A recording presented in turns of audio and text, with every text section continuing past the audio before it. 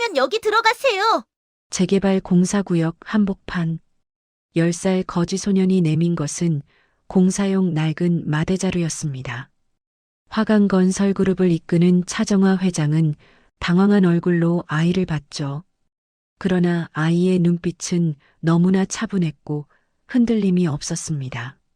무언가에 이끌리듯 회장이 자루 안으로 들어간 바로 그 순간 상부에서 철근과 자재가 쏟아져 내려 방금 전 회장이 서 있던 자리로 쏟아졌습니다.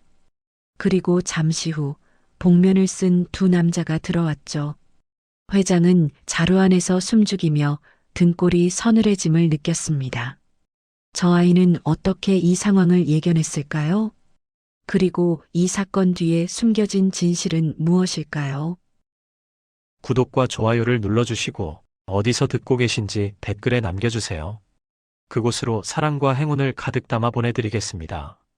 그럼 오늘의 사연을 시작하겠습니다. 서울 서대문구 재개발 3구역 공사 현장은 아침부터 분주하게 돌아가고 있었습니다. 굴착기가 내뿜는 매연과 함께 철근을 자르는 날카로운 소음이 공사장 전체를 뒤덮고 있었죠. 그 한복판으로 검은색 세단 세대가 천천히 진입했습니다. 맨 앞 차량에서 내린 인물은 차정화, 72의 나이에도 꼿꼿한 자세로 현장을 압도하는 화강건설그룹의 회장이었습니다. 수천만 원을 호가하는 정장이 몸에 완벽하게 맞아떨어졌고 단정하게 올린 머리카락에는 흐트러짐이 없었어요. 그녀는 보고서보다 현장을 믿는 사람이었습니다. 수십 년간 쌓아온 신념으로 오늘도 직접 발로 뛰며 공사 진행 상황을 확인하는 중이었죠. 회장님, 이쪽으로 모시겠습니다. 수행비서가 조심스럽게 동선을 안내했습니다. 차정화는 고개를 끄덕이며 현장 소장이 기다리고 있는 쪽으로 발걸음을 옮겼어요. 그녀의 뒤를 수행원 4명과 임원 2명이 따랐습니다. 공사장 외곽 철조망 너머에는 몇몇 구경꾼들이 서성이고 있었죠. 그 중에는 남루한 옷차림의 아이 하나가 철조망에 손을 걸친 채 안쪽을 유심히 바라보고 있었습니다.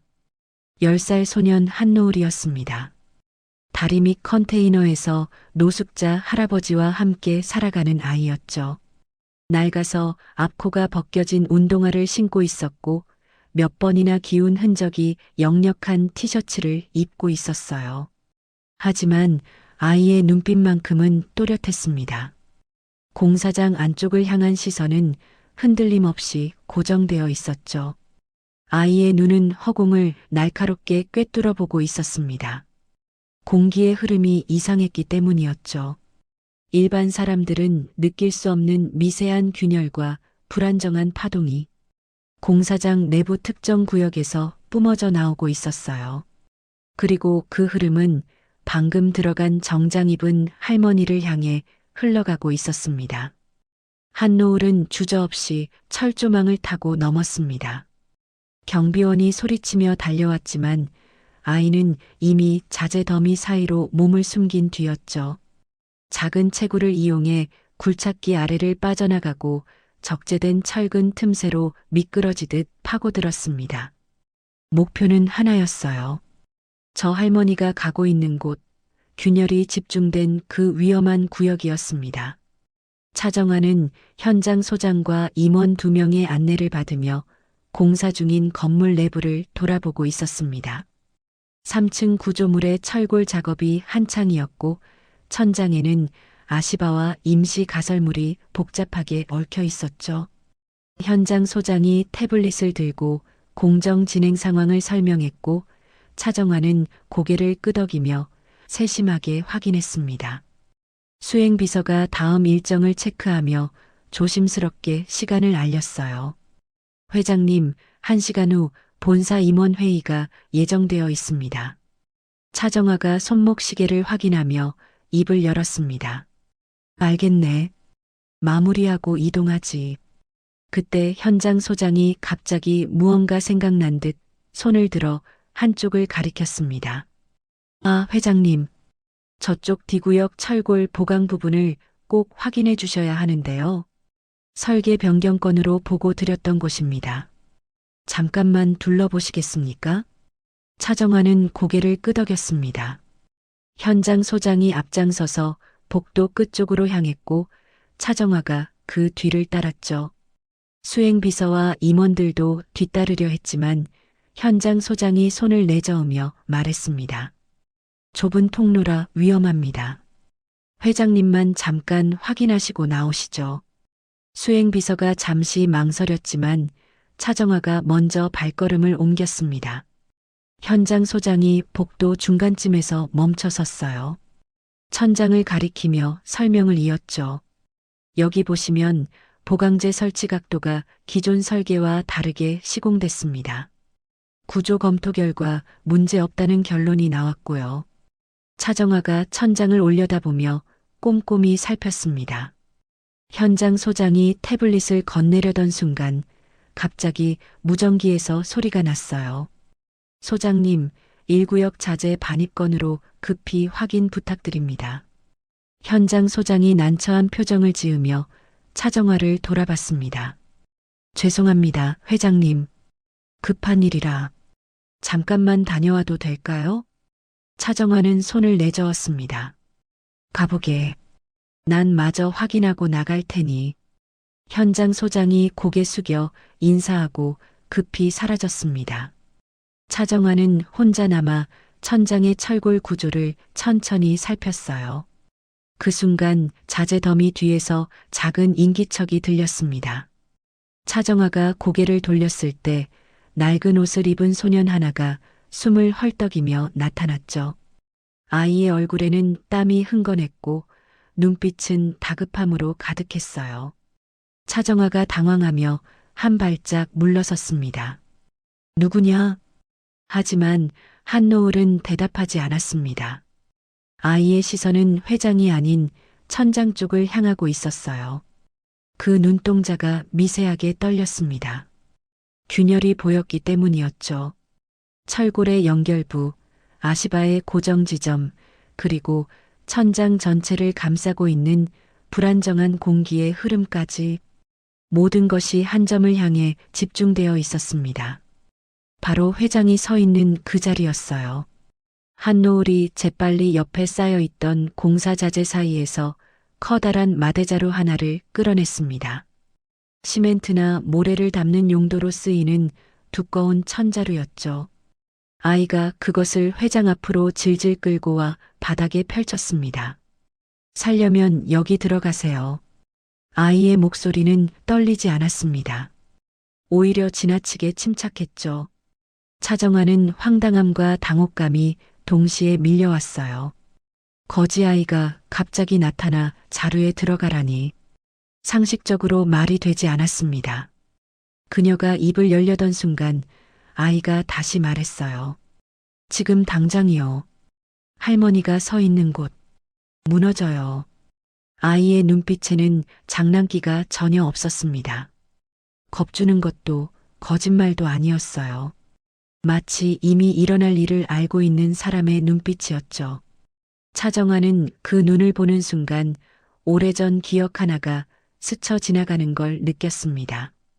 죽은 둘째 아들 강우연이 어렸을 적 보여주던 그 눈빛과 똑같았거든요. 무언가를 직감적으로 알아차리는 설명할 수 없지만 확신에 찬 그 시선. 무너진다 치자. 그런데 왜 자루에 들어가야 하지? 그뿐만이 아니거든요. 균열이 밖으로 이어져 있어요. 위험해요. 아이의 놀랍도록 침착한 목소리. 다음 순간 차정화의 발이 움직였습니다. 이성이 아닌 본능이 작동한 것이었죠. 그녀는 무릎을 굽혀 마대자루 안으로 몸을 숙였습니다. 좁고 답답한 공간이었지만 자루천에 작은 구멍 하나가 뚫려 있어 밖을 내다볼 수 있었어요. 한노을이 재빨리 자루 입구를 대충 접어 위장했습니다. 그리고 자신은 옆 자재 더미 뒤로 몸을 숨겼죠. 바로 그 순간이었습니다. 천장에서 날카로운 금속음이 울려 퍼졌습니다.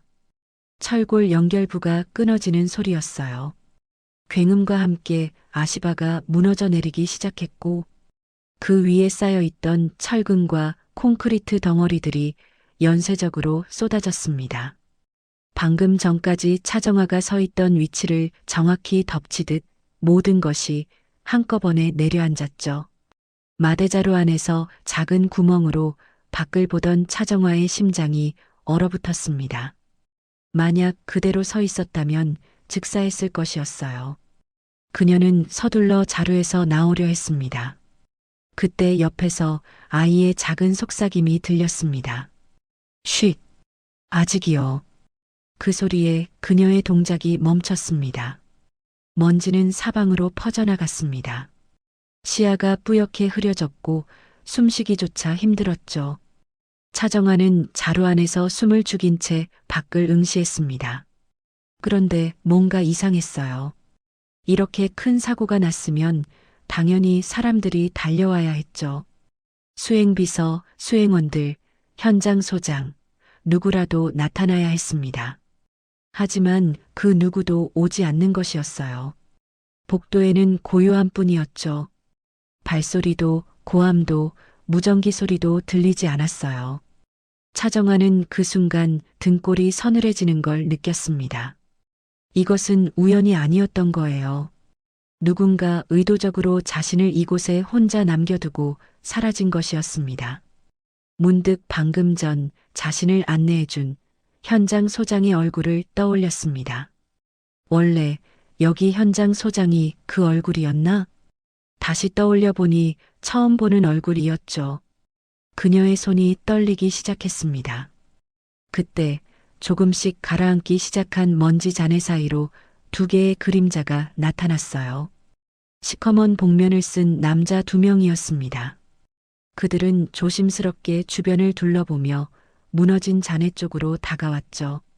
정화는 자루 속에서 식은땀을 흘리며 숨을 죽였습니다. 한 남자가 철근을 들어올리며 중얼거렸습니다. 얼른 확인해. 다른 남자가 콘크리트 덩어리를 발로 차며 잔해를 뒤지기 시작했습니다. 그들의 목적은 명확했어요.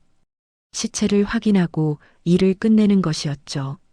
마대자루 안에서 그 광경을 지켜보던 차정화의 온몸에 소름이 돋았습니다.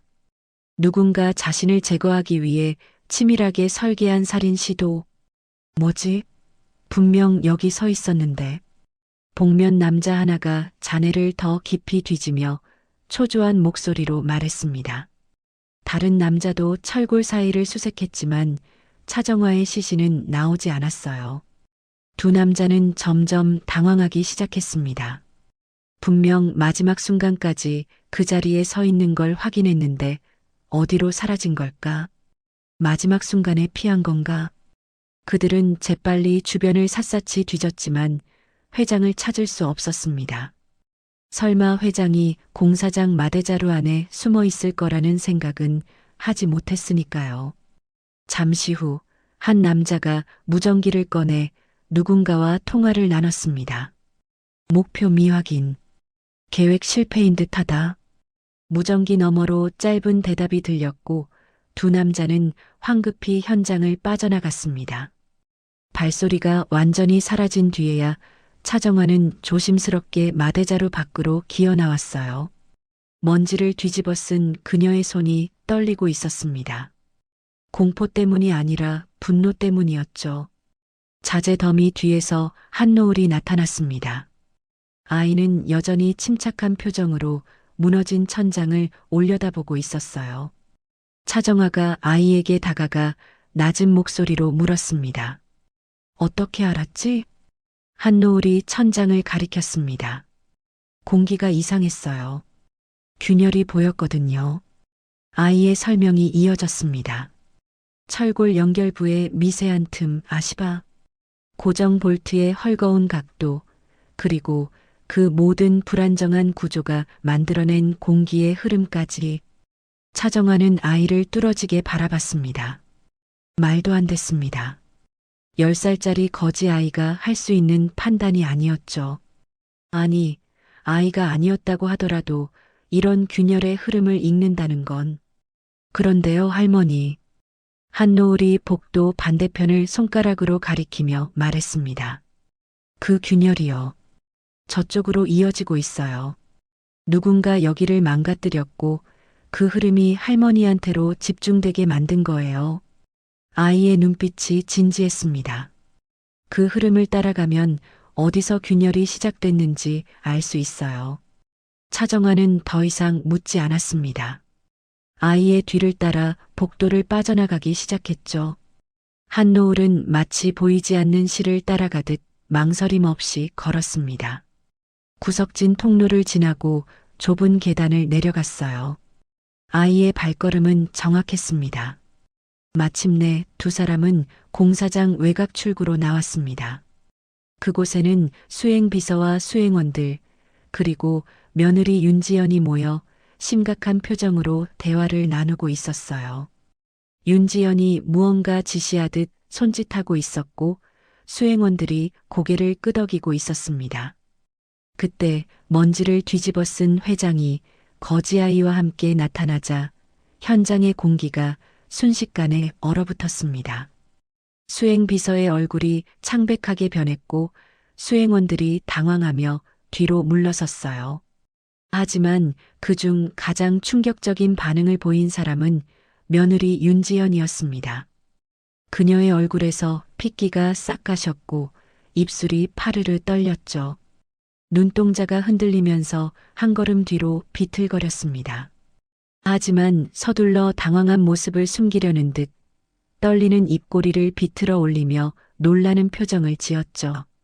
어머니, 이게 어떻게 된?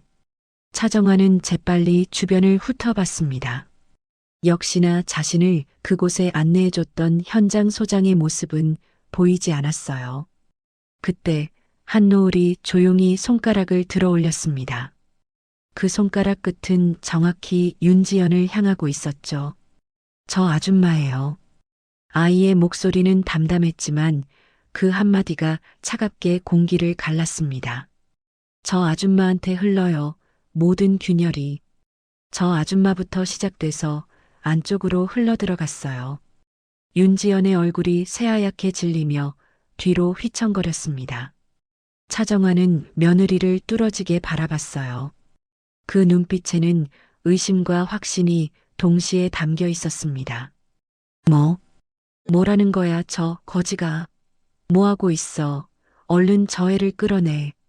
수행비서와 수행원들이 황급히 아이를 끌어내려 움직였지만 차정화가 손을 들어 제지했죠. 그녀는 이제 모든 것을 이해했습니다. 의도적인 안내, 혼자 남겨진 시간, 정확한 타이밍의 붕괴, 그리고 나타나지 않았던 사람들. 이 모든 것이 계획된 살인이었고 그 중심에는 며느리가 서 있었습니다. 회장의 제지에도 수행비서는 재빨리 수행원들에게 눈짓했습니다. 두 명의 건장한 남자가 한노을에게 다가가 아이의 팔을 거칠게 움켜쥐었어요. 아이를 끌고 나가려던 바로 그 순간이었습니다. 그 손 놓지 못하냐?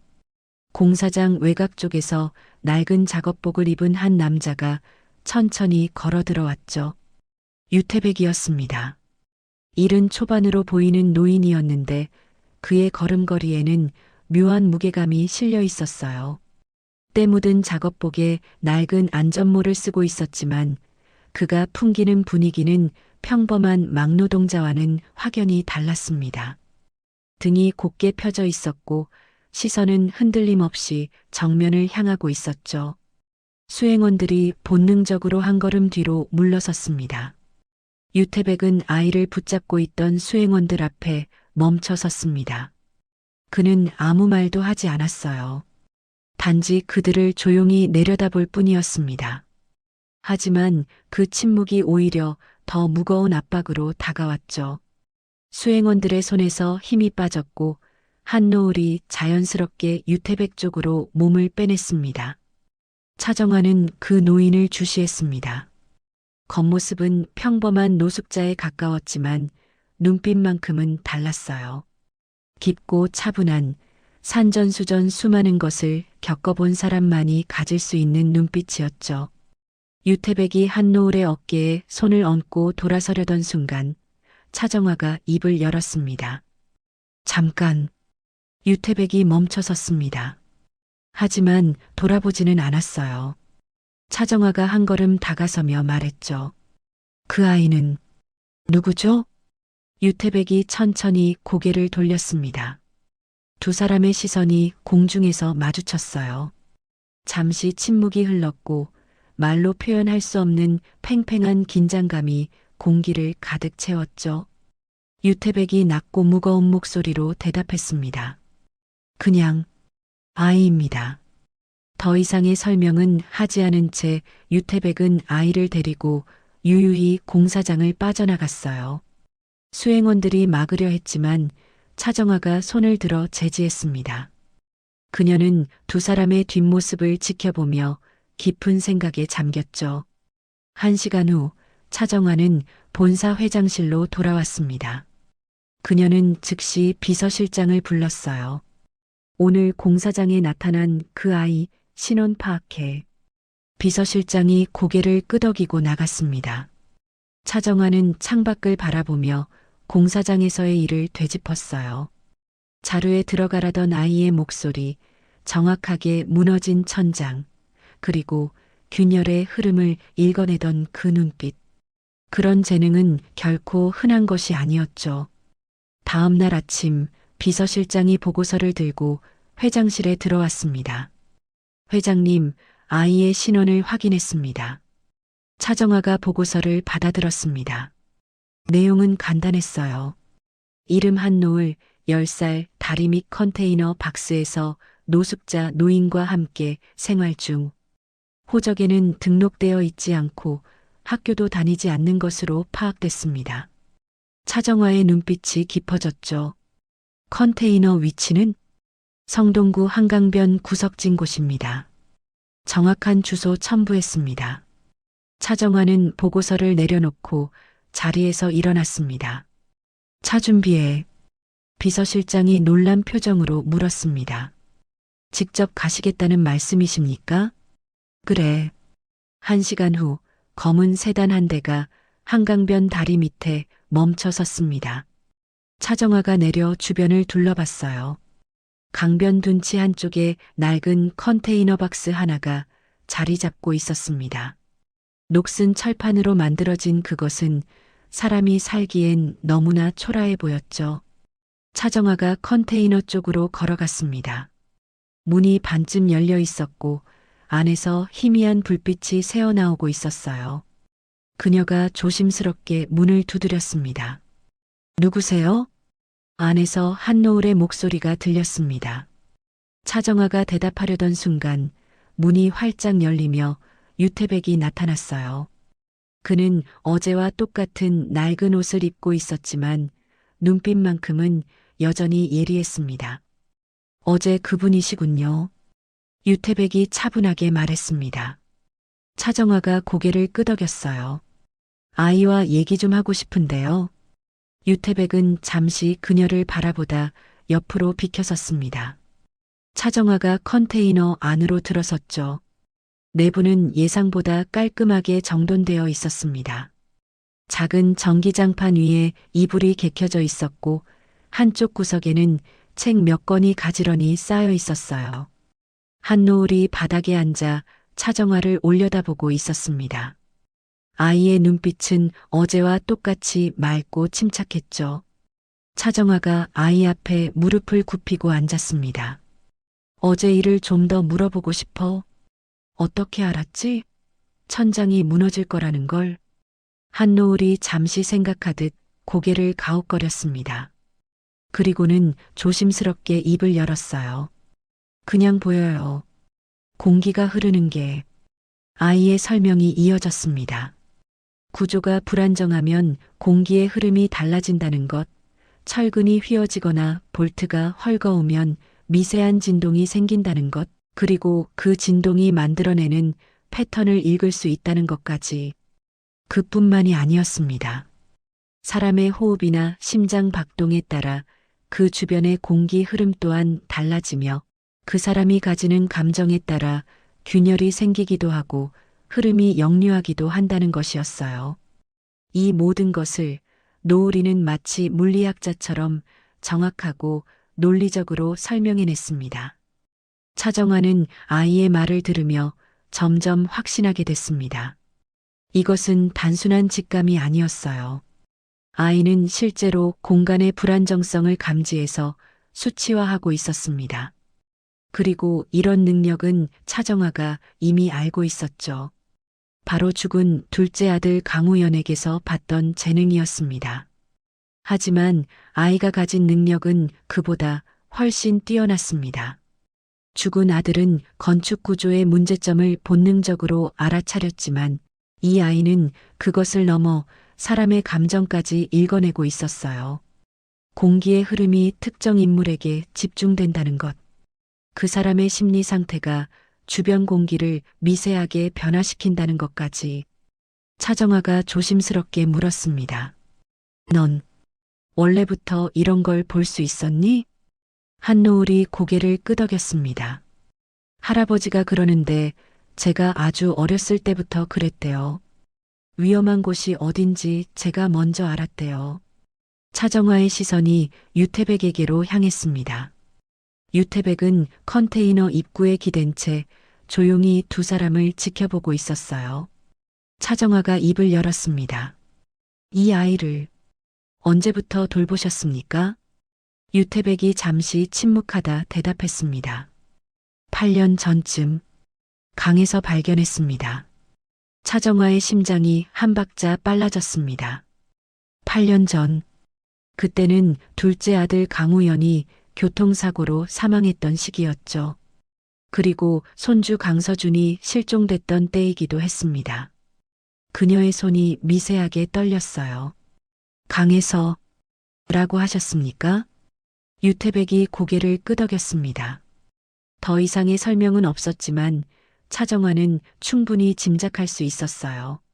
사고 당시 차량이 강으로 추락했고 아이가 물에 떠내려갔다는 보고를 받았었습니다. 결국 시신을 찾지 못해 실종 처리됐었죠. 차정화는 한노을을 다시 바라봤습니다. 아이의 얼굴 윤곽, 눈매, 그리고 무언가를 집중할 때 미간을 살짝 찌푸리는 습관까지 모든 것이 죽은 아들 강우연과 닮아 있었습니다. 그녀의 가슴이 뛰기 시작했어요. 차정화가 조심스럽게 아이의 손을 잡았습니다. 한노을이 놀라지 않고 가만히 있었죠. 차정화는 아이의 작은 손을 들여다보며 천천히 물었습니다. 노을아, 할머니가 머리카락 하나만 가져가도 될까? 한노을이 고개를 갸우뚱하며 물었습니다. 왜요? 그냥 할머니가 간직하고 싶어서. 한노을은 잠시 생각하다 고개를 끄덕였습니다. 차정화가 조심스럽게 아이의 머리카락 몇 가닥을 뽑아 손수건에 싸서 주머니에 넣었어요.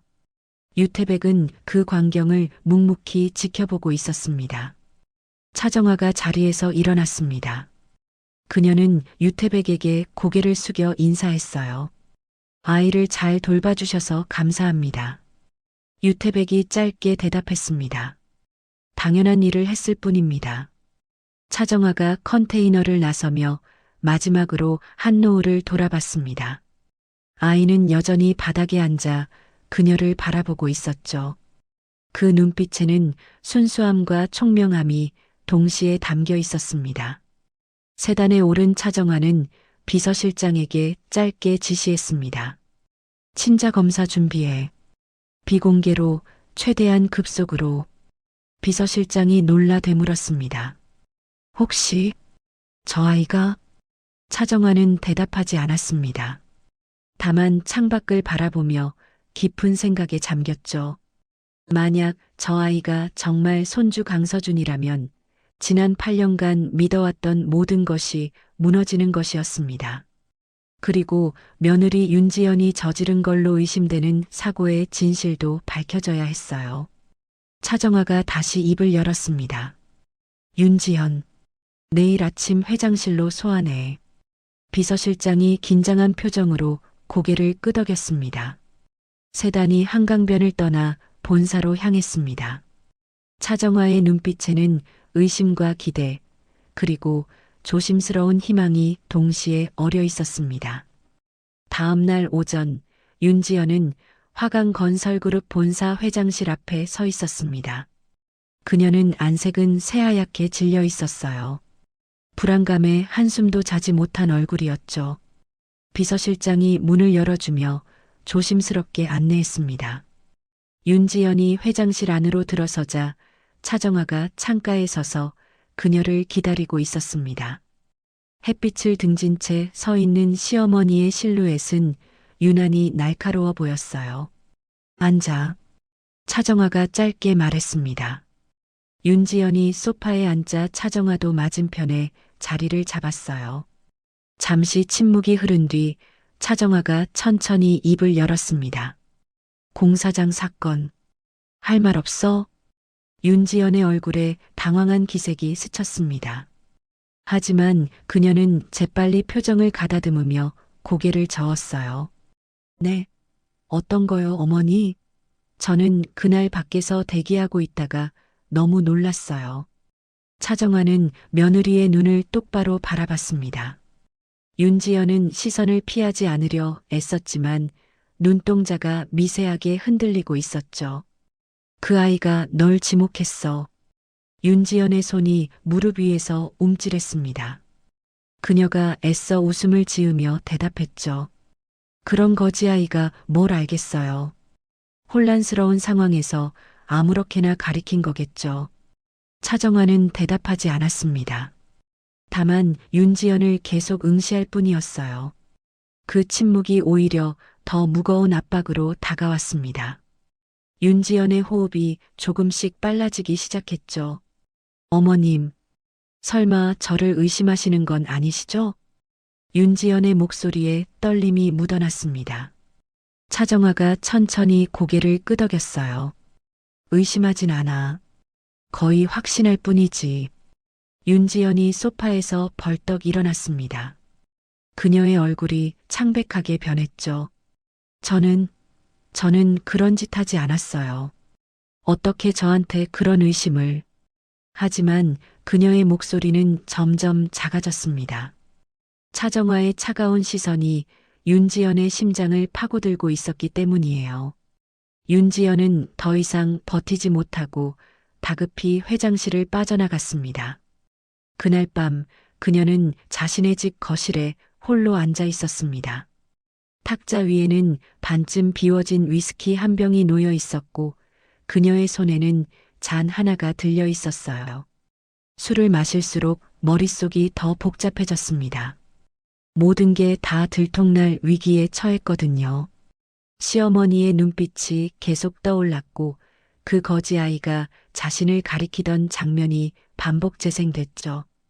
윤지연은 잔을 탁자에 내려놓고 비틀거리며 일어났습니다. 그녀는 코트를 걸치고 집을 나섰어요. 목적지는 정해져 있었습니다. 한강변 컨테이너. 그 아이가 있는 곳이었죠.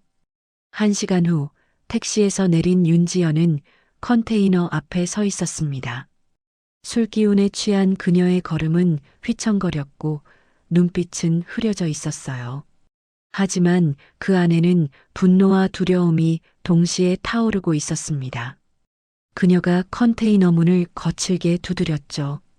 야 꼬맹이, 나와 안에 있는 거 다 알아.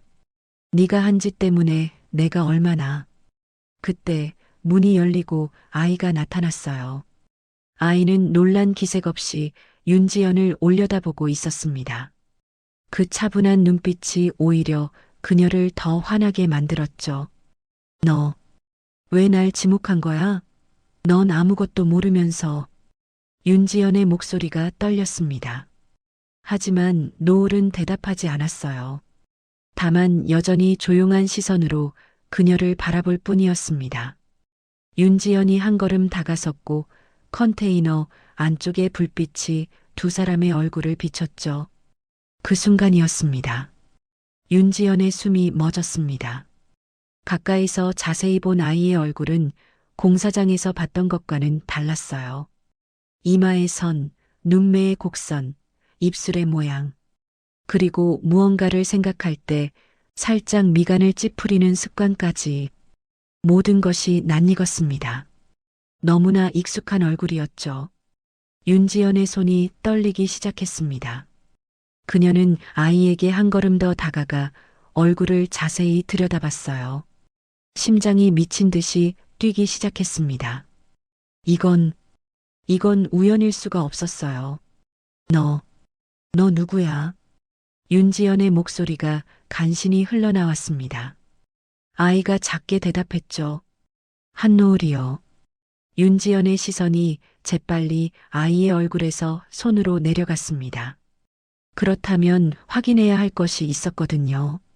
한노을의 손은 작고 야위어 있었어요. 손가락 끝에는 흙이 묻어 있었고 손톱은 깨끗하게 다듬어지지 않았습니다. 그 어린 아이의 고사리 같은 손을 보자 갑자기 지연의 가슴이 욱신 아려왔습니다. 그녀는 무의식적으로 아이의 손을 덥석 잡았죠. 그때 한노을의 손목이 윤지연의 시야에 들어왔습니다. 손목 안쪽에 작은 점 3개가 삼각형 모양으로 모여 있었어요. 윤지연의 눈이 커졌습니다. 온몸의 피가 거꾸로 흐르는 것 같았죠. 그녀는 그 점을 알고 있었습니다. 아주 잘 알고 있었어요. 바로 아들 강서준이 태어났을 때부터 손목 안쪽에 있던 특이한 모양의 점이었습니다. 3개의 점이 정확히 삼각형을 이루고 있었고 의사는 이것이 매우 특이한 점이라고 말했었죠. 그녀는 항상 그 점을 보며 독특한 점을 가진 게 너무 신기하고 사랑스럽다면서 점에 입을 맞췄었죠. 지연의 손에서 힘이 빠졌습니다. 그녀는 뒤로 비틀거리며 컨테이너 벽에 등을 기댔어요. 입술이 파르르 떨렸고 눈에서 눈물이 쏟아져 내렸습니다. 서준아. 그 이름이 그녀의 입에서 흘러나왔습니다. 8년 동안 가슴에 사무쳐 감히 입 밖으로 단 한 번도 제대로 불러보지 못했던 이름이었어요. 그 이름을 꺼내는 순간 모든 게 무너져 견딜 수 없을 것 같았으니까. 죽었다고 믿었던 아들의 이름. 강물에 떠내려가 끝내 시신조차 찾지 못했던 아이의 이름이었습니다. 한노을이 고개를 갸우뚱하며 물었습니다. 그게 누구예요? 저는 한노을이에요. 윤지연은 대답할 수 없었습니다. 목이 메어 말이 나오지 않았기 때문이에요. 그녀는 그대로 바닥에 주저앉았습니다. 8년 전 그날이 떠올랐죠. 남편과 함께 세미나 연회로 가던 길, 빗길에 미끄러진 차량, 강물 속으로 추락하던 순간, 정신을 차렸을 때는 이미 병원이었고 남편은 현장에서 즉사했다는 소식을 들었습니다. 아이는 실종됐다고 했죠. 차량에서 튕겨져 나가 강물에 떠내려갔을 거라고 했어요. 수색 작업이 1달 넘게 이어졌지만 결국 시신을 찾지 못했습니다. 빈관 앞에서 장례를 치를 수밖에 없었죠. 윤지연은 그날 이후 줄곧 자책하며 살아왔습니다. 아이를 지키지 못한 엄마로서의 죄책감이 그녀를 짓눌렀어요. 그리고 그 슬픔은 점점 분노로 변했습니다. 시어머니 차정화에 대한 원망이었죠. 회사 승계를 원치 않았던 남편. 그러나 시어머니는 남편을 정식 후계자로 지명하고자 했고 뜻이 다른 두 사람은 늘 충돌했습니다. 그날도 그랬어요. 남편은 그 세미나에 참석하고 싶지 않아 했습니다. 하지만 시어머니는 강압적이었죠. 후계자들이 모여서 중요한 정보를 교류하는 자리이니 가족 내외와 반드시 참석하라고 말이죠. 그날 시어머니가 억지로 그 연회에 보내지만 않았어도 남편과 아이는 죽지 않았을 거라고 믿었습니다. 그리고 그녀의 그 깊고 사무친 원망은 장남 강상재의 교묘한 이간질로 이어졌죠. 그는 욕심이 가득한 인물이었는데 늘 동생에게 자격지심과 질투로 가득 차 있었어요. 그런 그가 이 기회를 놓치지 않고 윤지연에게 속삭였던 겁니다. 내 남편의 죽음은 어머니 때문이라고. 어머니가 강요하지만 않았더라도 후연이는 지금 멀쩡하게 잘 살아 있었을 거라고 아이와 함께 행복하게 웃으며 마음이 새까맣게 병들어가던 윤지연은 그 말을 믿었습니다. 아니, 믿고 싶었어요. 지옥 같은 현실을 견디려면 원망이라는 감정이라도 필요했거든요. 그래서 공사장 살해 계획에 가담했습니다. 시어머니를 없애는 것만이 남편과 아이의 복수라고 생각했죠. 하지만 지금 이 순간 모든 것이 무너졌습니다. 아이는 죽지 않았습니다. 살아 있었어요. 8년 동안 이런 컨테이너에서 노숙자 노인과 함께 힘겹게 살고 있었던 겁니다.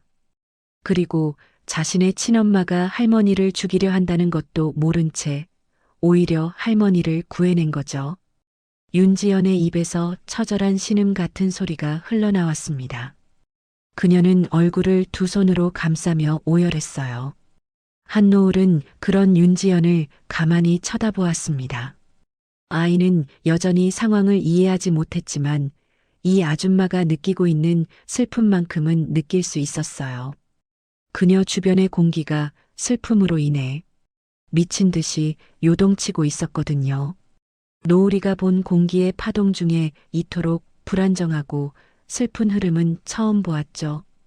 오열하고 있는 지연 곁에 아이가 다가왔습니다. 아이는 그녀의 어깨를 두 번 툭툭 두드리더니 작은 손수건을 내밀었어요.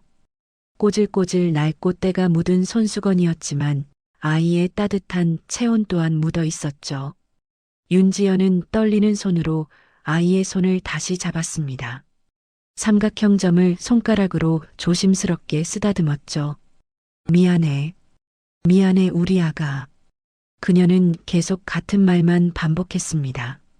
아이에게, 죽은 남편에게, 혹은 자기 자신에게. 윤지연의 눈물이 바닥에 떨어져 수많은 얼룩을 수놓았습니다. 그때 컨테이너 밖에서 발소리가 들렸습니다. 유태백이 돌아온 것이었죠. 그는 바닥에 주저앉아 오열하는 윤지현과 그 옆에 서 있는 한노을을 조용히 바라봤습니다. 그는 지금 무슨 일이 일어났는지 짐작할 수 있었죠. 윤지연이 비틀거리며 일어났습니다. 그녀는 노을이를 마지막으로 한 번 더 바라보고는 손수건을 손에 꼭 쥔 채 컨테이너를 빠져나갔어요. 휘청거리는 걸음으로 어둠 속으로 사라졌습니다. 그녀의 마음속에는 이제 단 하나의 결심만이 남아 있었죠.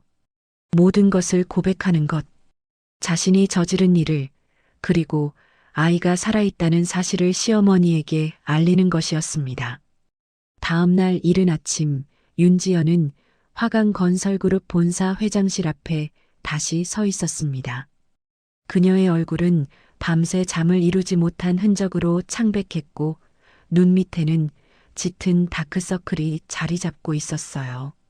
비서실장이 문을 열어주자 윤지연은 깊게 숨을 들이마시고 안으로 들어갔습니다. 차정환은 책상 앞에 앉아 서류를 검토하고 있었습니다. 윤지연이 들어오자 고개를 들었죠. 두 사람의 시선이 공중에서 마주쳤어요. 잠시 침묵이 흘렀습니다.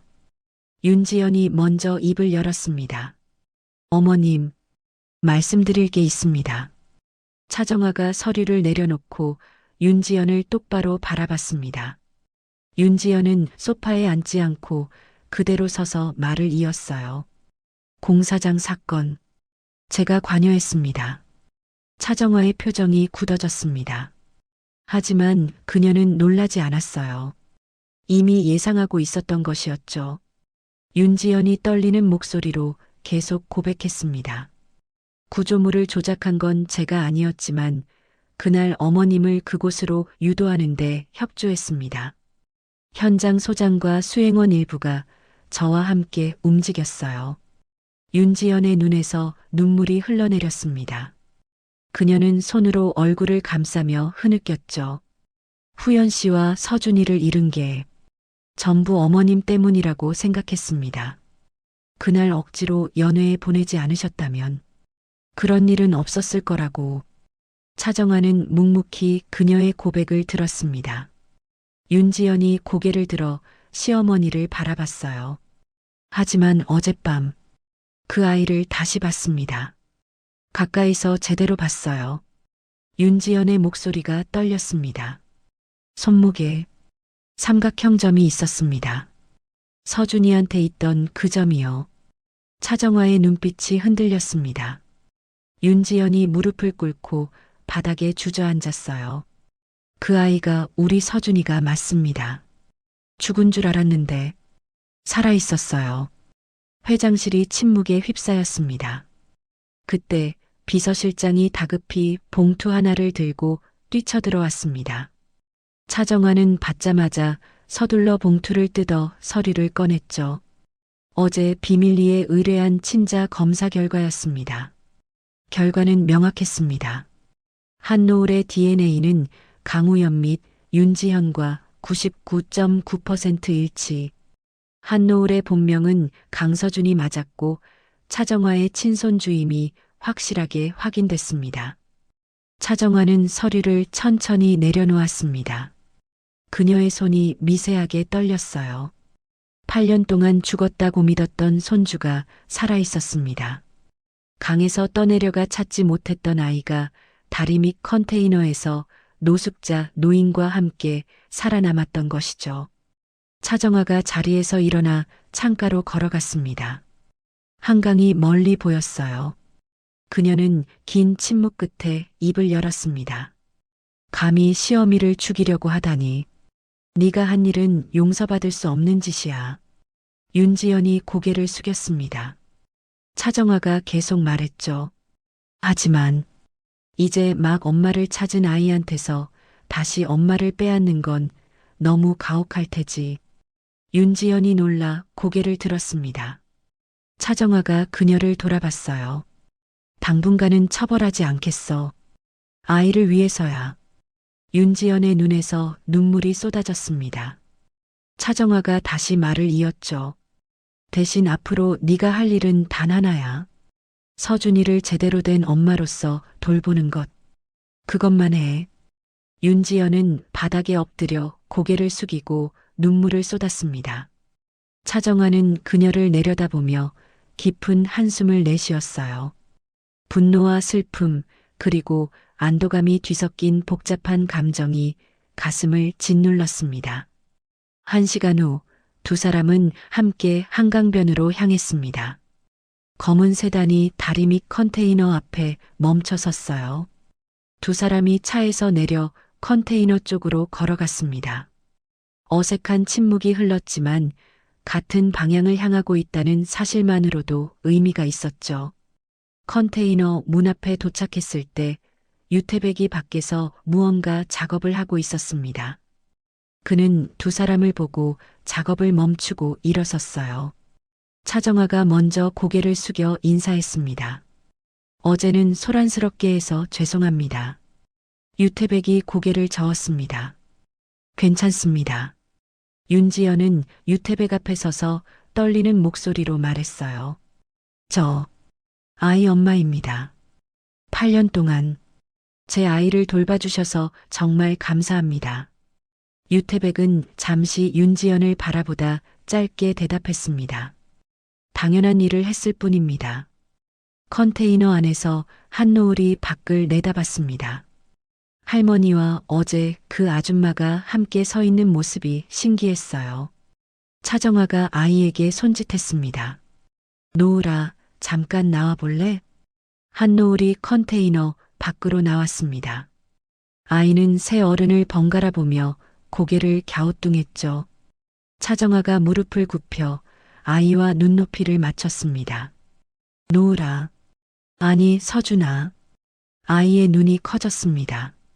차정화가 부드러운 목소리로 말을 이었어요. 내 진짜 이름은 강서준이야. 그리고 이 사람이. 차정화가 윤지연을 가리켰습니다. 내 엄마야. 한노을은 윤지연을 올려다봤습니다. 아이의 눈빛에는 당혹감과 동시에 묘한 기대감이 섞여 있었어요. 윤지연이 무릎을 꿇고 아이와 눈높이를 맞췄습니다. 그녀의 손이 떨리며 아이의 뺨을 조심스럽게 어루만졌죠. 서준아, 우리 아가, 미안해. 엄마가 늦었어. 윤지연의 눈에서 눈물이 흘러내렸습니다. 한노을은 여전히 혼란스러운 표정이었지만 지연을 밀어내지는 않았어요. 그녀에게서 수만 가지의 파동이 느껴졌거든요. 슬픔, 그리움, 안도, 죄책감, 그리고 사랑. 처음 느껴보는 엄마라는 존재의 호흡과 파동을 보며 노을이는 마음이 따뜻하고 포근해짐을 느꼈습니다. 엄마. 아이는 조심스럽고 어색한 목소리로 살며시 불러보았어요. 지연은 눈물이 범벅된 얼굴로 아이의 머리를 쓰다듬으며 말했습니다. 응, 우리 아들. 앞으로는 함께 지내자. 다시는 떨어지지 말고 할머니도, 엄마도 모두 함께. 한노을이 조심스럽게 물었습니다. 할아버지도요? 차정화가 유태백을 돌아봤습니다. 유태백은 조용히 고개를 저었어요. 아이의 얼굴에 슬픔이 스쳤습니다. 차정화가 유태백에게 말했죠. 생각해 보시겠습니까? 함께 가시는 것도. 유태백은 대답하지 않았습니다. 다만 먼 곳을 바라볼 뿐이었어요. 차정화는 더 이상 권하지 않았습니다. 그에게는 이곳에 남아야 하는 이유가 있을 것이라 짐작했죠. 네 사람은 컨테이너 앞에서 잠시 함께 서 있었습니다. 8년의 시간이 만든 어색함이 감돌았지만 그 자체로 의미 있는 시간이었어요. 한노을은 엄마라는 존재가 생겼다는 사실이 아직 실감나지 않았지만 나쁘지 않은 기분이었습니다. 그때 멀리 언덕 위에 주차된 검은 SUV 안에서 한 남자가 망원경으로 그 광경을 지켜보고 있었습니다. 강상재였죠. 그는 DNA 검사부터 이 모든 상황을 보고받고 촉각을 곤두세우던 중이었습니다. 그러던 중 어머니와 윤지연이 함께 컨테이너를 찾아간다는 보고를 받고 직접 확인하러 온 것이었죠. 강상재의 얼굴이 차갑게 굳어졌습니다. 상황이 예상과 다르게 흘러가고 있었어요. 윤지연을 이용한 공사장 살해 계획은 실패했고 함께 있는 모습으로 보아할 때 윤지연은 자수했을 가능성이 높았습니다. 그리고 저 거지 아이가 살아있는 손자라는 것도 확인됐죠. 강상재는 망원경을 내려놓고 조수석에 앉은 부하에게 말했습니다. 더 기다릴 수 없겠어. 움직인다. 부하가 고개를 끄덕였습니다. 강상재의 눈빛이 차갑게 가라앉았어요. 그는 직감했습니다. 저 아이가 모든 판을 뒤집을 열쇠라는 것을, 그리고 지금 이 상황을 방치하면 자신이 쌓아온 모든 것이 무너질 거라는 것을요. 강상재가 휴대폰을 꺼내 누군가에게 전화를 걸었습니다. 짧은 신호음 후 상대방이 받았죠. 오늘 밤 컨테이너. 강상재의 목소리는 낮고 단호했습니다. 그는 전화를 끊고 다시 컨테이너 쪽을 바라봤어요. 저 평화로운 광경이 오늘 밤이면 완전히 달라질 것이었습니다. 강상재의 입가에 차가운 미소가 번졌죠. 해가 기울어가고 있었습니다. 차정화는 다 같이 저녁을 먹자고 제안했어요. 유태백이 컨테이너 안으로 네 사람을 안내했습니다. 낡고 허름한 공간이었지만 정도는 깔끔하게 되어 있었죠. 유태백이 간단한 식사를 준비했습니다. 컨테이너 한쪽에 놓인 작은 전기밥솥에서 따뜻한 밥 냄새가 풍겼고 김치와 된장찌개가 소박하게 차려졌어요. 네 사람은 컨테이너 바닥에 둘러앉았습니다. 대한민국 굴지의 화강건설그룹을 이끄는 회장 차정화와 재벌가 며느리 윤지현이 허름한 컨테이너 바닥에 쪼그려 앉아 밥을 먹는 장면은 그 자체로 기묘했습니다. 수십억 원대 계약을 맺고 수백 명의 임원을 거느리던 두 여자가 낡은 식기에 담긴 된장찌개를 맛있게 떠먹고 있었어죠. 그 모습이 어색하면서도 묘하게 평화로웠습니다. 한노을은 밥을 먹으면서도 새 어른을 번갈아 쳐다봤습니다. 할머니라는 사람과 엄마라는 사람이 자신과 함께 밥을 먹고 있다는 게 아직 실감나지 않았어요. 회장이 아이의 그릇에 반찬을 더 올려주며 말했습니다. 많이 먹어. 앞으로는 맛있고 좋은 거 많이 먹자.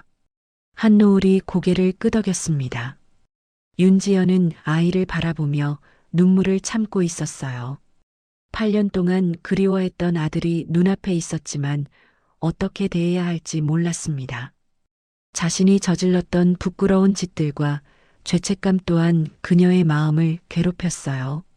자신의 아들인 줄도 모르고 그런 짓을 했다는 사실과 후회가 가슴을 찢어 놓았죠. 식사가 끝나고 차정아가 입을 열었습니다. 오늘부터 우리 집으로 가자. 제대로 된 방도 있고 이제 학교도 다니자꾸나. 노을이는 잠시 망설이다 조심스럽게 말했습니다. 할머니, 저 오늘은 여기 있고 싶어요. 차정아가 고개를 갸우뚱했습니다.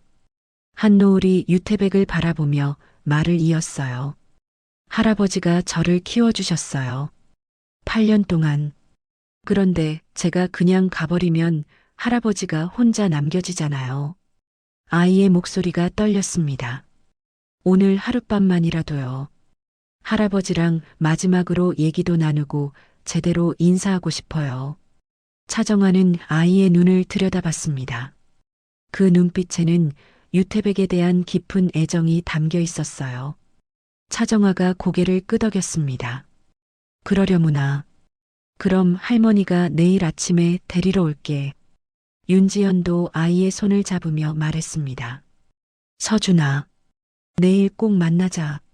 한노을이 얼굴을 살짝 붉히며 작게 대답했습니다. 네, 엄마. 차정아와 윤지연은 컨테이너를 나섰습니다. 유태백이 밖까지 배웅했어요. 차정아가 유태백에게 조용히 말했습니다. 정말 감사합니다. 제 손주를 지켜주셔서. 유태백은 고개만 끄덕였습니다. 세단이 출발하고 테일라이트가 어둠 속으로 사라졌어요. 유태백은 그 자리에 한참 서 있다가 컨테이너로 돌아갔습니다. 밤이 깊어갔습니다. 아이는 이불 속에 누워 천장을 올려다보고 있었어요. 유태백이 옆에 앉아 아이의 머리를 쓰다듬었습니다. 내일부터는 좋은 집에서 살게 될 거야. 거기 가서도 씩씩하고 건강하게 잘 자라야 한다.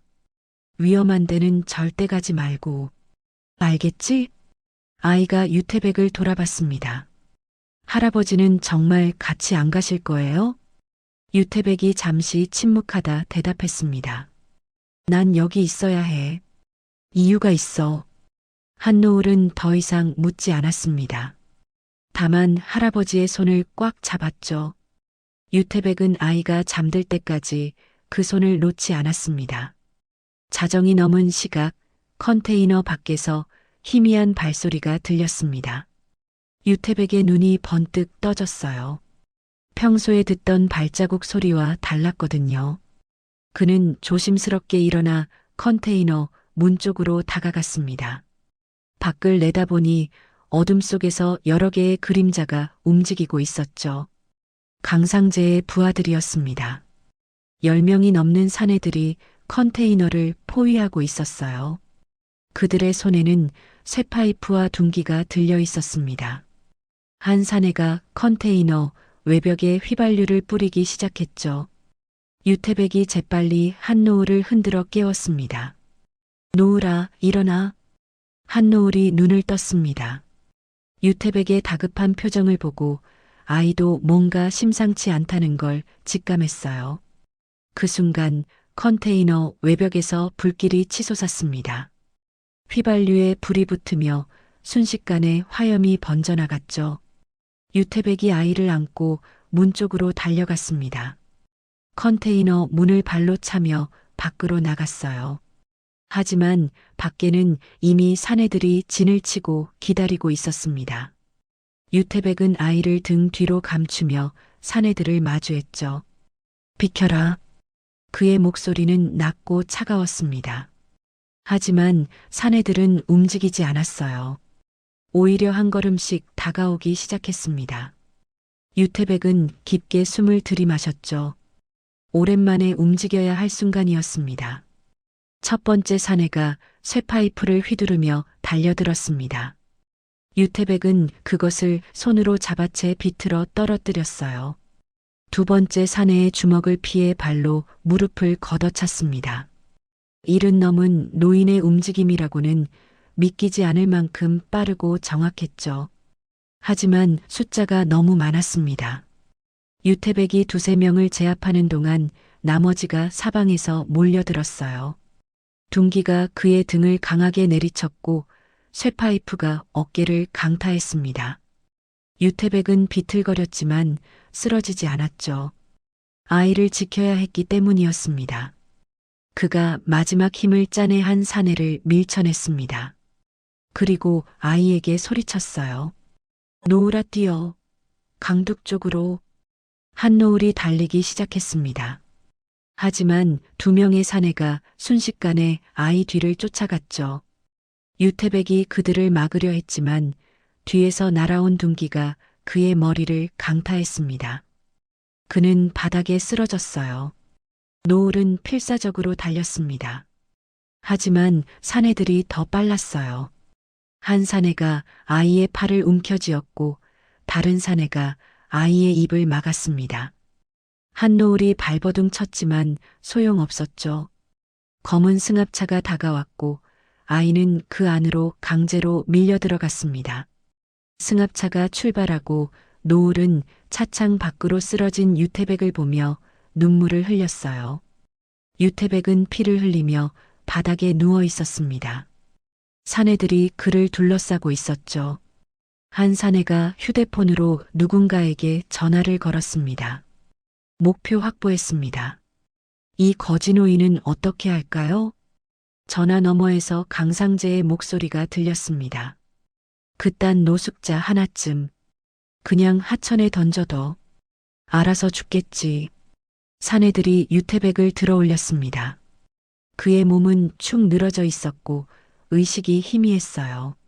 사내들은 유태백을 끌고 강둑으로 향했습니다. 그리고 그를 하천 아래로 밀어 떨어뜨렸죠. 유태백의 몸이 물속으로 가라앉았습니다. 어둠 속에서 물보라만이 일었고 곧 고요해졌어요.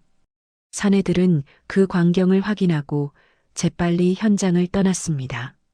컨테이너는 여전히 불타고 있었고 검은 연기가 밤하늘로 피어올랐죠. 강둑은 다시 정적에 휩싸였습니다. 타오르는 불길의 소리만이 정막을 깨고 있었어요. 평화로웠던 컨테이너는 한순간에 잿더미로 변해버렸습니다. 검은 승합차는 서울 외곽의 폐공장 단지로 향하고 있었습니다. 뒷좌석에 실린 한노을은 양손이 묶인 채 웅크리고 앉아 있었어요. 아이의 얼굴은 창백했고 눈가에는 눈물 자국이 말라붙어 있었습니다. 사내 둘이 아이를 감시하며 옆에 앉아 있었죠. 승합차가 낡은 공장 건물 앞에 멈춰 섰습니다. 사내들이 한노을을 끌고 내려 건물 안으로 들어갔어요. 공장 내부는 텅 비어 있었고 녹슨 기계들만이 어둠 속에 방치되어 있었습니다. 한쪽 구석에 마련된 작은 방으로 아이를 밀어 넣었죠.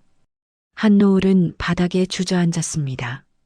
아이의 손목에는 밧줄 자국이 선명하게 남아 있었어요. 온몸이 떨리고 있었죠. 할아버지가 피 흘리며 쓰러져 있던 모습이 계속 떠올랐습니다. 피를 흘리며 바닥에 누워있던 그 장면이 눈앞에서 지워지지 않았어요. 같은 시각 화강건설그룹 본사는 혼란에 빠져 있었습니다. 새벽 5시 차정환은 비상전화를 받고 잠에서 깼어요. 윤지연으로부터 걸려온 전화였습니다. 목소리는 공포로 떨리고 있었죠. 어머님, 서준이가 사라졌어요. 차정화의 심장이 쿵 내려앉았습니다. 그녀는 급히 옷을 갈아입고 본사로 향했어요. 비서실장과 수행원들이 이미 대기하고 있었습니다. 차정화가 회장실에 들어서자마자 지시를 내렸죠. 컨테이너 주변 CCTV 전부 확인해. 경찰 신고는 아직 하지 마. 비서실장이 황급히 움직였습니다. 1시간 후 CCTV 영상이 회장실 모니터에 띄워졌어요. 어둠 속에서 여러 명의 사내들이 컨테이너를 포위하고 불을 지르는 장면, 유태백이 쓰러지는 장면, 그리고 아이가 승합차에 실려 끌려가는 장면까지 모든 것이 담겨 있었습니다. 회장의 얼굴이 창백하게 변했습니다. 지연은 영상을 보며 비명을 지르듯 울부짖었어요. 저 사람들을 찾아야 해요. 서준이를. 우리 서준이를. 차정화가 비서실장에게 물었습니다. 차량 추적은? 번호판이 위조된 것으로 확인됩니다. 추적 중이지만 시간이 걸릴 것 같습니다. 그때 회장실 문이 열리며 강상재가 들어왔습니다. 그는 침착한 표정으로 두 여자를 번갈아 보며 입을 열었어요. 무슨 일입니까, 어머님? 차정화가 강상재를 노려봤습니다. 그녀의 눈빛에는 의심이 가득했죠. 강상재가 태연하게 말을 이었습니다. 이사회가 긴급 소집됐습니다. 어제 공사장 사건에 대한 책임 문제로요. 차정화가 차갑게 대답했습니다. 뭐라? 지금 그런 게 중요해? 강상재가 고개를 가웃거렸습니다. 회사 경영이 위기에 처했는데 중요하지 않습니까? 어머님께서 마음대로 현장 시찰을 나가셨다가 사고를 당하셨고 그것 하나만으로 주가가 급락했습니다. 이 사진들이 경영 책임을 묻고 있어요. 강상재의 목소리는 부드러웠지만 그 안에는 날카로운 칼날이 숨어 있었습니다. 그러게 제가 말씀드리지 않았습니까? 회장이면 회장답게 현장 쫓아다니지 마시라고요. 말도 안 되는 억지였습니다. 차정화는 아들의 진짜 의도를 읽어냈죠. 이것은 계획된 쿠데타였습니다. 이사회는 오후 2시입니다. 어머니도 참석하시겠습니까? 강상재가 물었지만 차정화는 대답하지 않았어요. 그래요. 여기 가만히 숨어 계시는 게 안전할 겁니다. 어머니. 강상재는 비릿한 미소를 지으며 회장실을 나갔습니다. 문이 닫히자 윤지연이 차정화에게 다가와 속삭였죠. 저 사람이에요, 어머니. 분명 저 사람 짓이에요. 차정화도 알고 있었습니다. 공사장 살해 시도부터 아이 납치까지 모든 것이 강상재의 손에서 나온 일이라는 것을요. 하지만 대처할 힘이 없었습니다. 언제부터 쿠데타를 준비했는지는 모르지만 이미 자신이 대처하기 힘들 만큼 아들은 많은 세력과 자금을 확보해뒀을 거였습니다. 아들이었고 현 시점의 다음 후계자였기에 회장은 그가 넓혀가는 세력을 전혀 견제하지 않았었죠. 그리고 무엇보다 강상재의 손아귀에 아이가 있었습니다. 그건 자신과 윤지연에게 아주 치명적인 약점이었죠. 오후가 되자 이사회가 열렸습니다. 차정화는 회의실에 들어섰고 15명의 이사진이 그녀를 기다리고 있었어요. 강상재는 이미 자리에 앉아 서류를 검토하고 있었습니다. 한 이사가 입을 열었습니다. 회장님, 이번 공사장 사고는 회사에 막대한 타격을 입혔습니다. 경영 책임을 어떻게 생각하십니까? 차정화가 차갑게 대답했습니다. 그건 사고가 아니었네. 살해 시도였어. 회의실이 술렁거렸습니다. 또 다른 이사가 물었죠. 증거가 있습니까? 차정화는 대답할 수 없었습니다. 윤지연의 자백은 있었지만 그것을 공개하면 며느리를 법적 처벌에 노출시키는 것이었고 결국 이제 막 되찾은 손주에게서 엄마를 빼앗는 것이었어요. 차정화의 침묵을 확인한 이사들이 서로 눈빛을 교환했습니다. 강상재가 조용히 입을 열었습니다. 어머님, 이제 경영 일선에서 물러나시는 게 어떻겠습니까? 회사를 위해서요. 차정화가 강상재를 똑바로 바라봤습니다. 아들의 눈빛에는 야망과 승리감이 동시에 담겨 있었어요. 이것이 그가 오랫동안 준비해온 순간이었겠지요.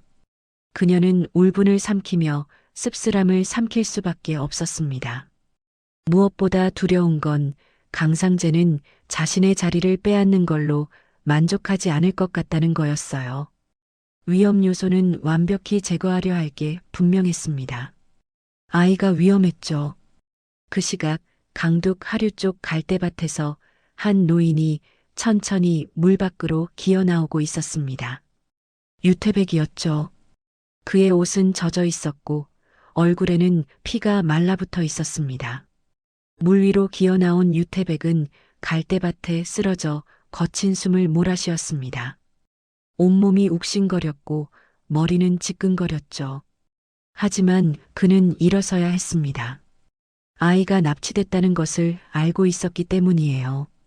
유태백은 천천히 몸을 일으켰습니다. 비틀거리며 강둑을 올라갔어요.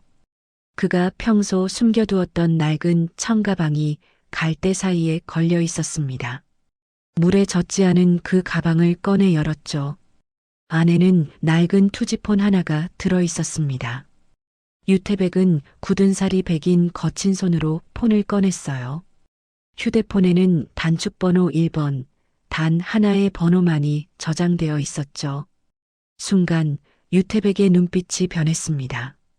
더 이상 흐리멍텅하게 바닥을 보고 있던 노숙자 노인의 눈이 아니었어요. 차갑고 날카로운 상상도 할 수 없을 만큼 수많은 전장을 휘저어 본 사람의 눈빛이 그를 휘감기 시작했습니다. 그의 눈빛은 강렬하게 불타오르며 형형하게 빛났고 어깨가 펴지고 등이 곧게 세워졌죠. 유태백은 단축번호 1번을 길게 눌렀습니다. 단 한 번의 신호음이 울리자마자 전화가 연결됐어요. 상대방이 받았지만 먼저 말하지 않았습니다. 단지 조용히 기다릴 뿐이었죠.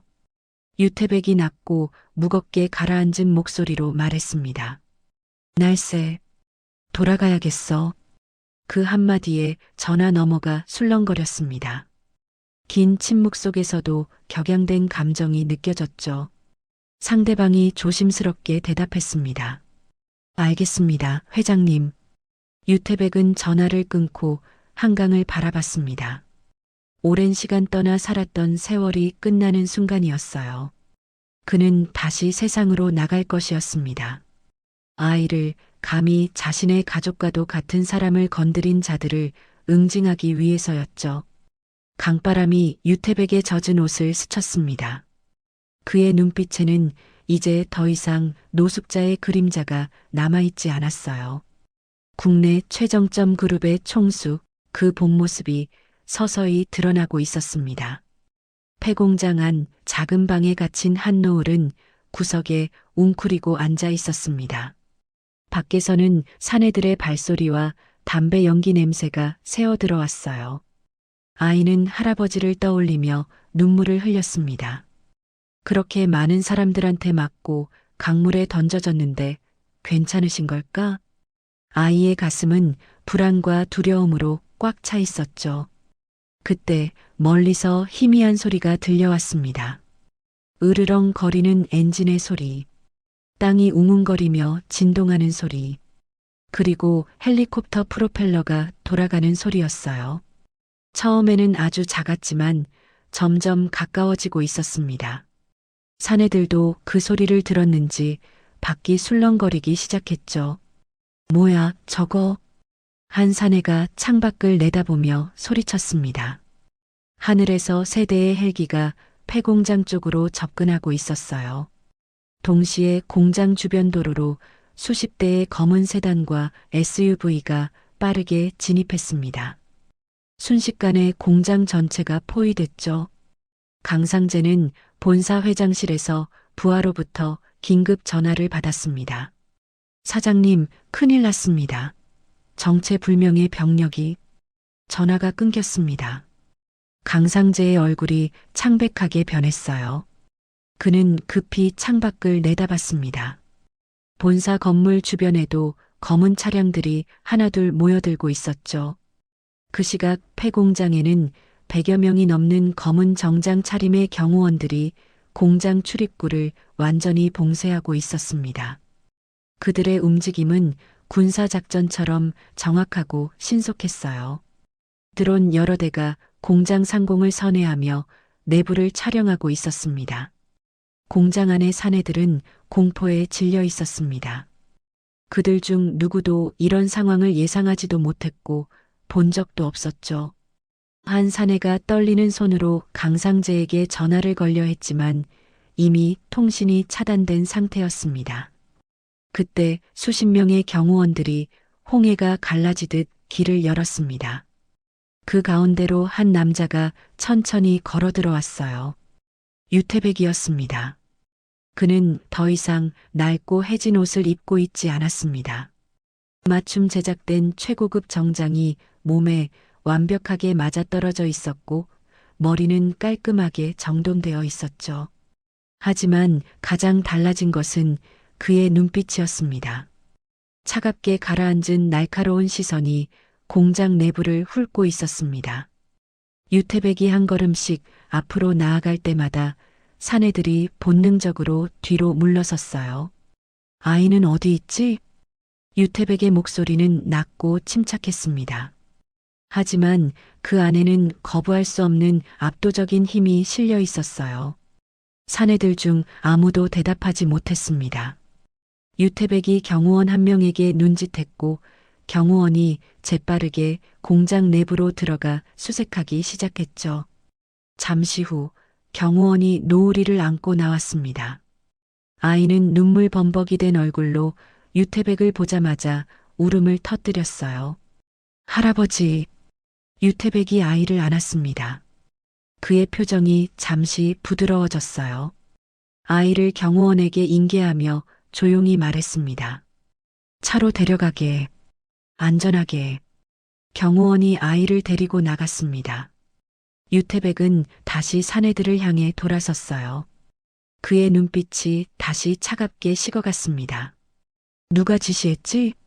사내들이 서로 눈치만 보며 입을 다물고 있었습니다. 유태백이 한 걸음 앞으로 나아갔죠. 강상재, 맞지? 그 이름이 나오자 사내들의 얼굴이 굳어졌습니다. 유태백은 더 이상 확인할 필요도 없었어요. 그는 경호원들에게 짧게 지시했습니다. 전원 확보, 경찰 인계 준비. 경호원들이 일사불란하게 움직였습니다.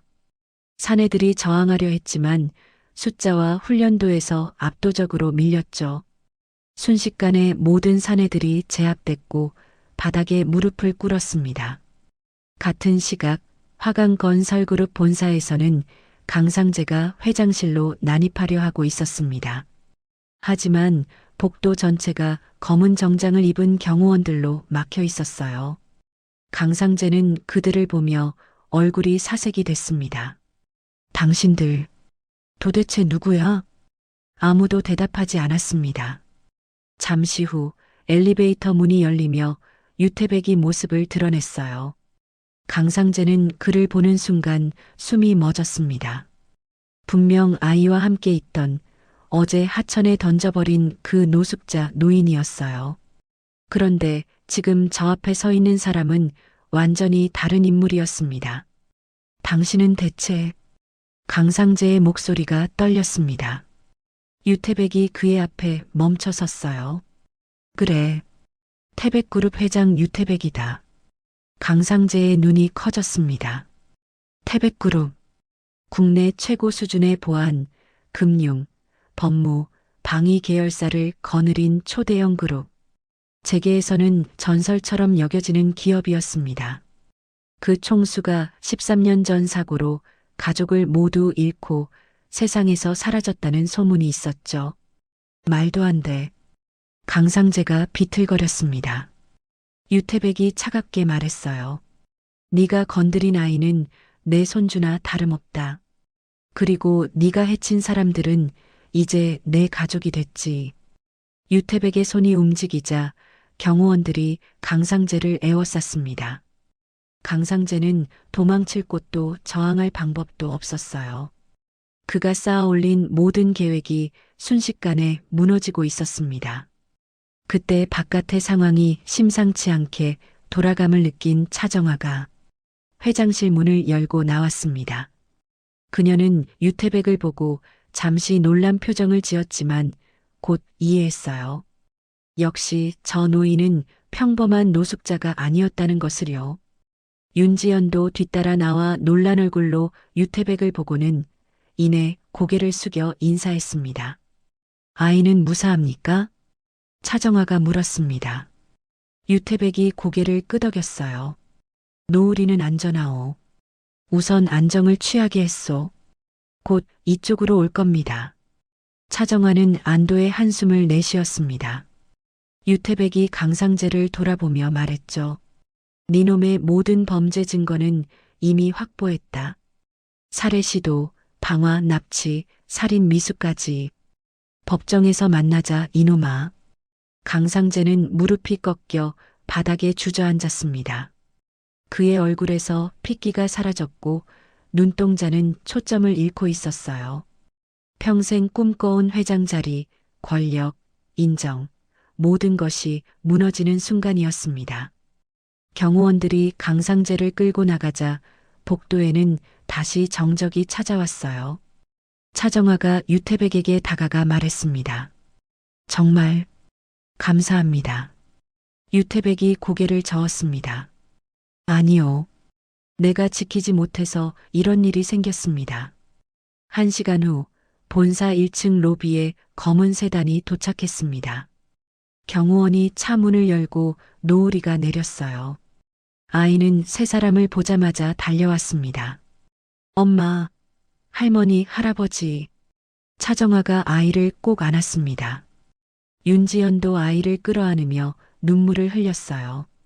세 사람은 한참 동안 그렇게 서로를 안고 있었습니다. 유태백은 그 광경을 조용히 지켜보며 작게 미소를 지었죠. 모든 악의 세력이 제거됐습니다. 강상재는 법의 심판을 기다리고 있었고 그의 부하들도 모두 체포됐어요.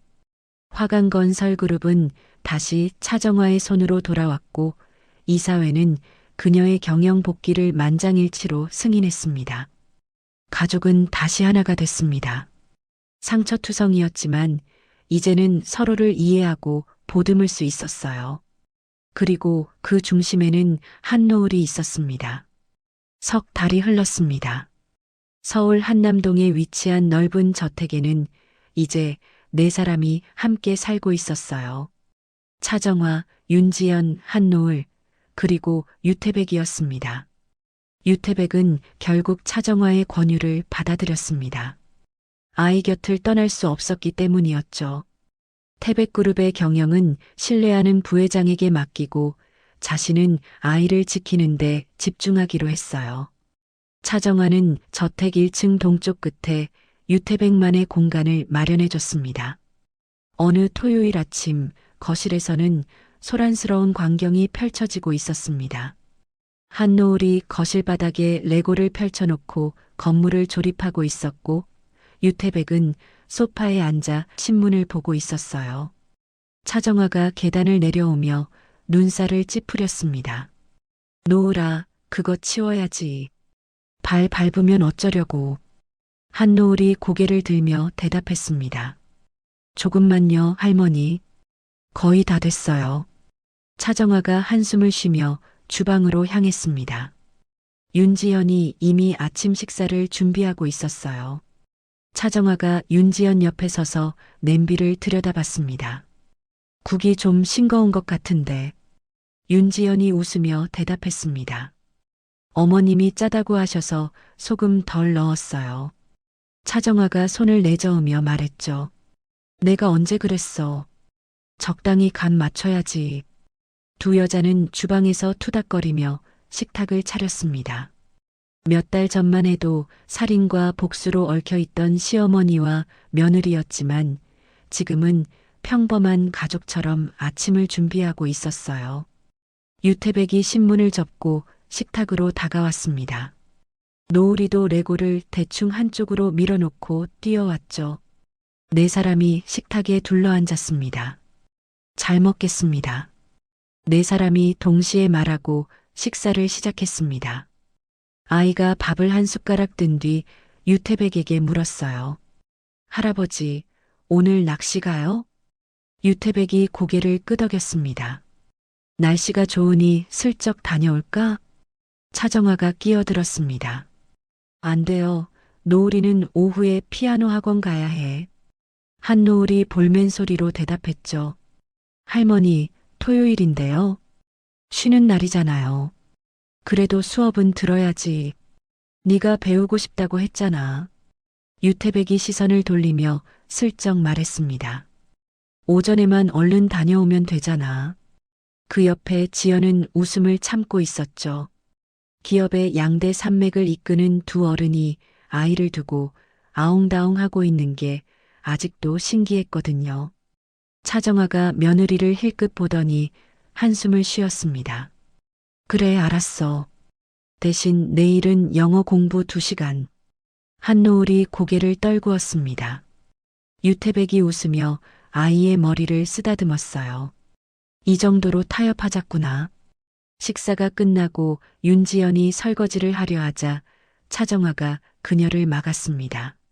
너 오늘 재단 일정 있잖아. 내가 할게. 윤지연은 한 달 전 복지재단을 설립했습니다. 차정아가 비어있는 강상제의 자리를 맡아줄 것을 제안했지만 정중히 거절했었어요. 대신 자신이 저지른 죄를 평생 뉘우치며 도움이 필요한 사람들을 돕겠다고 말했습니다. 차정아는 그 선택을 존중했고 재단 설립 자금을 지원해줬죠. 감사합니다, 어머님. 윤지연이 고개를 숙였습니다. 차정아는 대답 대신 설거지를 시작했어요. 정장을 입고 서류를 확인하는 게 아닌 고무장갑을 끼고 직접 설거지를 하는 모습은 여전히 낯설었지만 이제는 일상이 되어가고 있었습니다. 오후가 되자 저택 서재에서는 차정아와 유태백이 마주 앉아 체스를 두고 있었습니다. 두 사람 모두 각자의 그룹을 이끌어온 경영자였고 승부욕이 강했어요. 체스판 위에서는 치열한 공방이 벌어지고 있었습니다. 거기 두시면 제 룩한테 잡히는데요. 차정아가 조용히 말하자 유태백이 코웃음 쳤어요. 그럴 줄 알고 두는 거야. 유태백이 나이트를 움직였고 정화의 비숍이 위협받는 상황이 됐습니다. 그녀가 미간을 찌푸리며 말했죠. 역시 만만치 않으시네요. 클클, 당연하지. 경영한 세월이 얼만데. 두 노인은 서로를 견제하고 경쟁하면서도 묘한 동지애를 느끼고 있었습니다. 각자 소중한 가족을 잃은 아픔을 겪었고 외로움 속에서 살아왔던 사람들이었어요. 그래서 말하지 않아도 서로의 상처를 이해할 수 있었습니다. 체스 게임이 끝나고 차정아가 차를 따르며 말했습니다. 노을이를 회사 후계자로 키울 생각은 없어요. 유태백이 고개를 끄덕였습니다. 좋은 선택이야. 차정아가 창밖을 바라보며 말을 이었어요. 후연이한테 그랬던 실수를 반복하고 싶지 않아요. 나는 저 아이가 원하는 길을 가게 해줄 거야. 유태백이 찬성하듯 대답했습니다. 노을이는 특별한 재능이 있어. 천재란 말일세. 하지만 그걸 어떻게 활용할지는 아이가 자라면서 스스로 선택하는 거야. 차정아가 고개를 끄덕였습니다. 두 노인은 차를 마시며 조용한 오후 시간을 함께 보냈어요. 그날 늦은 저녁 차정아와 윤지연은 발코니에 나가 밤 공기를 쐬고 있었습니다. 어머님, 지연이 조심스럽게 입을 열었습니다. 제가 저지른 일은 평생 용서받을 수 없다는 거 알아요. 차정아가 며느리를 돌아봤습니다.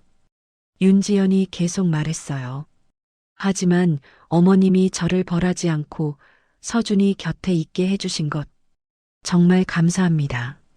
차정아는 잠시 침묵하다 말했습니다. 넌 이용당한 거야. 상재가 내 슬픔을 이용했지. 내가 그걸 모르는 건 아니야. 윤지연의 눈에서 눈물이 흘러내렸습니다. 차정아가 말을 이었어요. 하지만 앞으로의 시간은 달라야 해. 서준이를 위해서, 그리고 너 자신을 위해서. 윤지연이 고개를 끄덕였습니다. 두 여자는 한동안 말없이 밤하늘을 올려다봤어요. 별이 총총히 빛나고 있었습니다.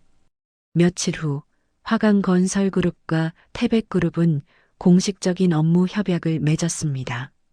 재개발 사업에서 보안 시스템 구축까지 두 그룹은 서로의 강점을 살려 협력하기로 했죠. 재계는 이 예상치 못한 연합에 주목했습니다. 하지만 두 회장에게 그것보다 중요한 건 가족이었습니다. 저택에서 함께 보내는 시간, 식탁에 둘러앉아 밥을 먹는 순간 아이의 웃음소리가 울려 퍼지는 일상이었어요.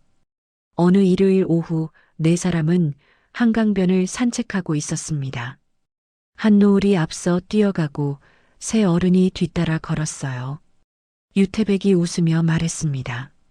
좋은 날씨구만. 차정화가 고개를 끄덕였습니다. 그러게요. 이런 날이 계속됐으면 좋겠네요. 윤지연도 동의하듯 미소 지었습니다. 한노을이 돌아서며 소리쳤어요. 할머니, 엄마, 할아버지, 빨리 와봐요. 저기가 어디게요? 아이의 시선이 향한 곳엔 까맣게 뼈대만 남은 컨테이너가 있었습니다. 하지만 이제 네 사람은 웃을 수 있었어요. 그 모든 사건들마저도 그들이 공유한 하나의 추억이자 인연으로 남았으니까요. 세 사람이 웃으며 아이를 따라갔습니다. 강바람이 옷자락을 스쳤고 햇살이 따스하게 내리쬐고 있었어요. 상처와 음모로 시작된 이야기는 이렇게 용서와 화해로 이어졌습니다. 네 사람은 각자 소중한 사람을 잃은 아픔을 겪었지만 이제는 서로가 되어주기로 한 겁니다.